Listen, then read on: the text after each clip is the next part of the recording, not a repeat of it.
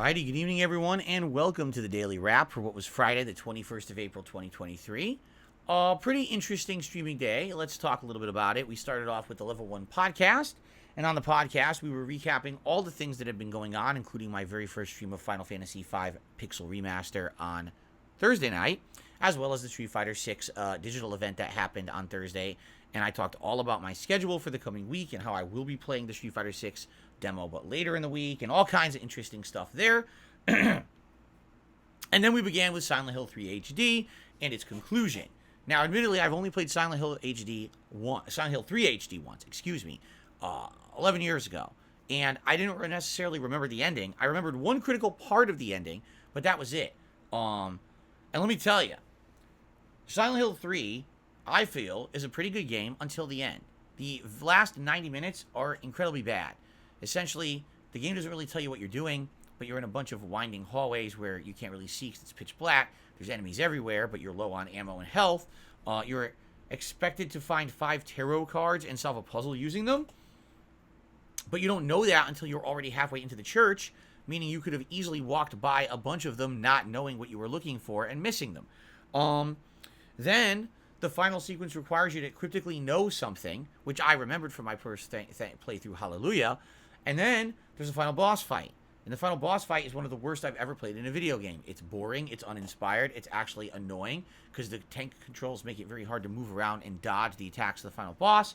And it's solely reliant on if you have enough ammo to beat the boss, because if you don't, you have to tank it with melee, but you don't have lots of healing. They don't give you a lot before the boss, so if you don't have enough, you're screwed. It took me probably 30 minutes to beat the final boss today, which is very, very annoying. Now, some people were actually saying to me, now, Phil, are you aware that in your original playthrough, you beat the final boss in the first try? To which I was like, no, I didn't watch back my original playthrough, but I would guess that one of a few things. Maybe I had more ammo, maybe I had more health, maybe both, but also something that I told everyone, and I've spoken about this over the years, so I'll publicly admit it now. Back in the day before I live streamed, I started live streaming in 2013, just so everyone knows. So about 10 years ago, I became a live streamer. Before I live streamed, all my content was considered offline videos, meaning I would just record with a camera. Well, guess what? Admittedly, I would look stuff up. If I was playing a game that was cryptic and I didn't know how to solve the puzzles, sometimes I would, between parts, because the parts were only 10, 15 minutes long back then, between parts, I would look stuff up. If I thought, oh, it's the final boss, I would look it up, especially if it was a playthrough that I was annoyed at, because that final segment of Silent Hill 3 is incredibly annoying. I guarantee you, I likely looked it up to see exactly what to do to beat it, so that I could beat it and not have to play it a million times, and that would keep the playthrough moving and be more entertaining. Today, I'm an interactive streamer. All my playthroughs are cold. I'm not cheating. I'm not looking stuff up. I mean, if I get stuck, sometimes I ask the audience for help, but you see that live, right? I don't have prerequisite knowledge of these games going into them. So, I almost guarantee you, probably that original playthrough of Silent Hill 3 from 10 years ago, actually 11 years ago, I probably looked something up on GameFAQs or somewhere else so that I could just get through it and finish it, because I was probably already frustrated with it and didn't like it that much.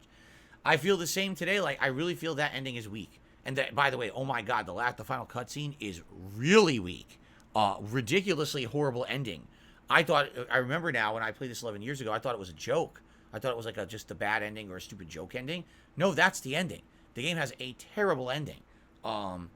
That's sad, because I actually liked the playthrough until today, and even then, the amusement park segment wasn't that bad. It was only that church segment and the final boss and the final ending that was bad. So, it is what it is. You know, people were completely disengaged from the stream. They weren't talking about the game. They weren't talking to me. It was pretty bad in that regard, and because of that, of course, no engagement means no support, and it ended up being kind of a dud of a stream, and I was happy to see the game be done, quite frankly, so we can move on and do other stuff. So, Silent Hill 3, done and in the bag. Moving on. The late stream tonight was Elder Scrolls 4 Oblivion. We finished the Mage Guild quest line, which was pretty challenging. Then we did a Daedric quest. And then, essentially, we posed the questions. Like, am I just going to focus in here on the story and finish the game? Or are we going to do this Shivering Isles DLC like everyone has been asking me to do? So I looked it up. Shivering Isles DLC was $8.99 on Game Pass. It was $1 off for being a Game Pass member. Of course, with tax, it's probably a little over $10. So I looked at it, and basically people were split. People on the stream were very split about this. They're like, some people are like, listen, you played it for 60 hours.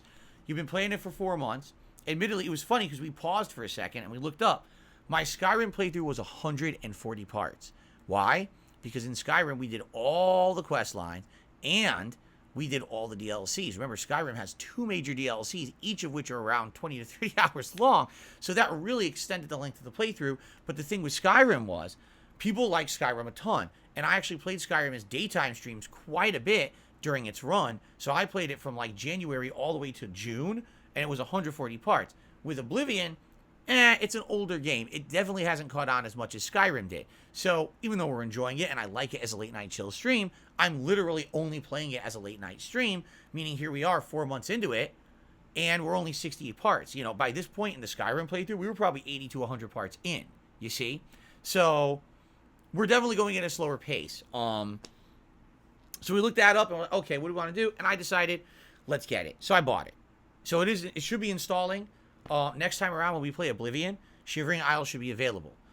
We had a really good stream with some honest conversation, because the past couple of days, there's been a distinct effort to troll my streams, and I've had enough of it. You know, a couple nights ago, there's someone who's on there making fun of, another stream chatter, another viewer. I've had enough. I told people don't do it. That person gets banned. Then other people, light a candle for the person who was banned. And you know what? I had enough. I laid down the law and I was like, I'm not putting up with your guys' nonsense anymore. You're coming in here and you're treating this like your clubhouse. You're acting, you're breaking the rules, you're abusing other viewers. I'm not going to have it. So then people get upset. Oh my God, you didn't. And the funny part is, the people who do that, they're all one group of people. Take a look at their accounts, sock accounts. These are people who've been banned and banned again and banned again. They keep violating the rules, and they come back with a new account every time to continue to try to derail my streams and make them toxic. And I've had enough of it. So if I see it anymore, I'm not even going to address it. I'm just going to remove that person permanently from my streams and move on. It's not even going to be a topic for discussion anymore, you know? If someone is violating the rules, I have the right to moderate them. No one has the right to question that and burn candles for them. Then leave. If you don't like a chat where people are all welcome, they're not allowed to attack other stream viewers, and everyone is having a good time, then just leave and don't come back, you know? But this is it. These people want to purposely try to make drama. Do you want to know why? Because there's no drama going on. You notice that? I'm not paying attention to any drama outside of my streams, so now they're trying to bring the drama to the streams. I'm not having it, okay? So tonight's Oblivion stream was meaningful because we were all having conversation, we were having fun, and I was able to open up to the audience a little bit about that and say, wow, what a different stream. You know, the night before I've been trying to play Final Fantasy V and I was enjoying it, but then this idiotic group of people were trying to derail it, and now I'm happy to see them gone. So I hope they don't try to come back. I've had enough. Tonight's Oblivion stream was great. I can't wait for more Oblivion over the weekend, and it looks like we will be starting Shivering Isles soon. Okay? All right. Also, my review of Peacemaker, the DC-oriented show. It's Peacemaker, played by John Cena, the character from the Suicide Squad movie. He had his own series last year on HBO Max. I reviewed the entire series in a video on DSP Reacts. If you're interested in my review, please go check it out. It ain't a good one. Let's just put it that way. It's not a positive review, and people love negativity, so please go check out the review if you get a chance, all right? Tomorrow, it's the Level 1 podcast here on the channel in the morning. Then, 12:45 p.m. Pacific time, we head over to DSP Reacts for DSP versus the Internet. In fact, as soon as I finish recording this, I'm going to get these videos uploading, and I'm going to review everyone's submissions to get the playlist ready for tomorrow. And then tomorrow night, the continuation of Final Fantasy V Pixel Remaster here on the Late Shift, and I'm very excited for this because I had a ton of fun with it last night, and I'm very much looking forward to more. Sunday, the return of Elden Ring, and that's our next Oblivion stream, and we'll see how it goes and if we start up with Shivering Isles.